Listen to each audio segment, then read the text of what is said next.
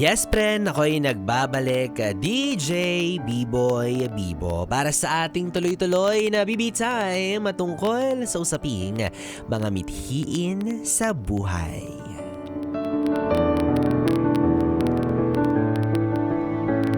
Yes, friend, ikaw kung tatanungin kita, sa edad mo ngayon o hindi naman kaya sa mga bagay na pinagdaanan mo na sa iyong buhay, ano yung mga mithiin mo or mga pangarap mo na masasabi mong na-accomplish mo na o hindi naman kaya ay natupad mo na? Sumakses ka na ba? Yan ang tamang tanong. Sumakses ka na ba? Ako, simple lang naman kasi yung pangarap ko dati. Sabi ko, sana pag ako nagkaroon ng trabaho, yun hindi ko kailangan gumising ng maaga. Ayun, natupad ko naman siya. Kaya lang, hindi ko na nga lang nakikita yung sikat ng araw. Hindi ko na alam kung paano ang kalakaran ng mga tao kapag umaga. Nag-aalmusal pa rin ba sila? Kasi ako hindi na. Diba? Ganun talaga sa buhay, no? May mga pangarap tayo na may kalakip din na kapalit. Oo, na hindi lang siya basta matutupad one day tapos yun na. Diba? Meron pa rin meron pa rin kapalit yan na masasabi mong hindi pala dito natatapos ang lahat. Diba? Kasi, bawa, ikaw nangangarap ka ngayon, gustong-gusto mong bumili at magkaroon ng kotse. Which is posible naman kung gugustuhin at kaya mo, 'di ba? Pero ngayon na may kotse ka na, natupad na yung gusto mo, yung pangarap mo, anong sunod diyan? Maintenance. 'Di ba?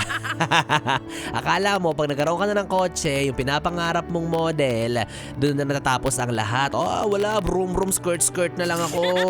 Road trip na lang. Wala nang problema. Kaso may maintenance pala. May change oil pa. Tapos nabangga, nagasgasan ka pa. Diba? So kapag tayo nangarap,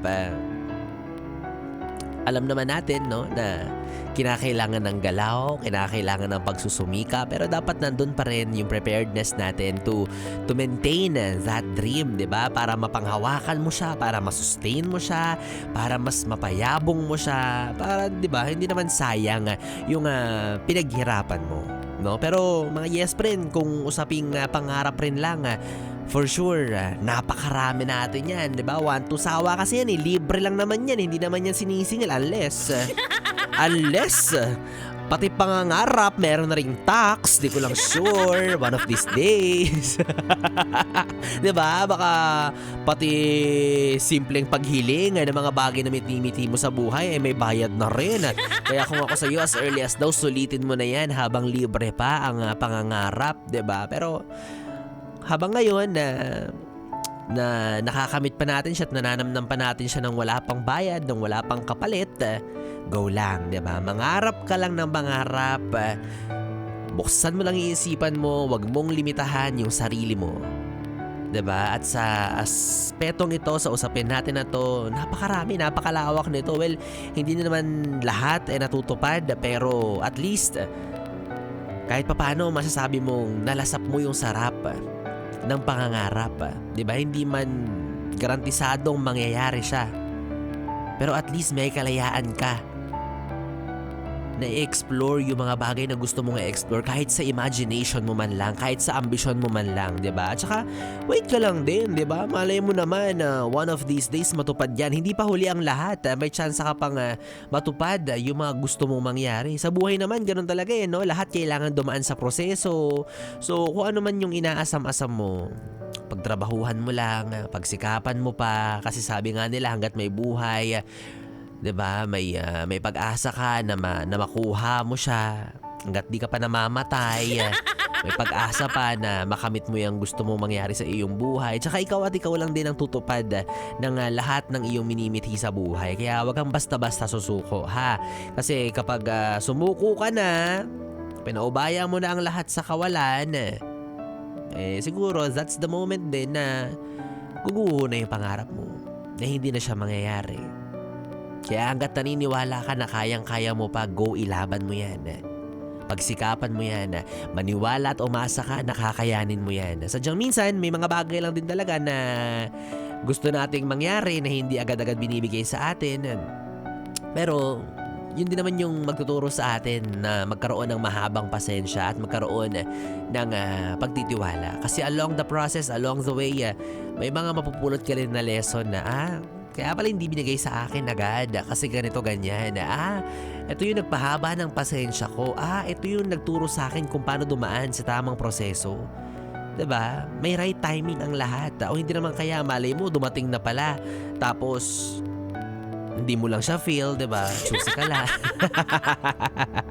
'Di ba? Kaya bottom line, patuloy lang sa pangangarap, yes friend. Patuloy lang sa pag-abot, patuloy sa pagsusumikap. Abutin mo ang mga pangarap mo gaya ng pag-abot mo ng tagay sa inuman, 'di ba? Kung gaano mo kayang i-extend ang kamay mo, ang braso mo habang inaabot ang shot mo, ganyan mo rin abutin ang pinakamakinang na bituin. Para tuluyan mo nang maabot ang iyong mga mithiin. Yes! And one day, umasa ka at umaasa ako, umaasa tayo, no? Nagaya nga ng sinabi ko kanina, darating yung pagkakataon na wala ka nang mahihiling pa. Kasi lahat natupad mo na. Yan, 'di ba? Kontento ka na, settled ka na, okay ka na, sige na. Kasi lahat nasa harapan mo na. Pero ngayon, go lang, 'di ba? Gawa lang ng marami pang goals, gawa lang ng marami pang paraan. Total, sabi naman nila, again, for the end time, libre lang naman ang mangarap. So, baka naman, libre ka mamaya. Pangarap kasi kita eh. Ay nako, itigil na natin ang kahibangan na ito. Pangarap ko na rin pong umuwi. Oo. Yes friend, nakapili niyo po ang bibi niyo sa radyo. Ako po si DJ B-Boy Bibo, ang DJ na mabilis bumayo ang dila sa mikropono. Magkasama at pagkarinigan tayong muli bukas sa parehong oras. Dito lang sa istasyong No Problem, ang 101.1 Yes FM. Solid! Yun ay bibi. Oras natin, 11:36.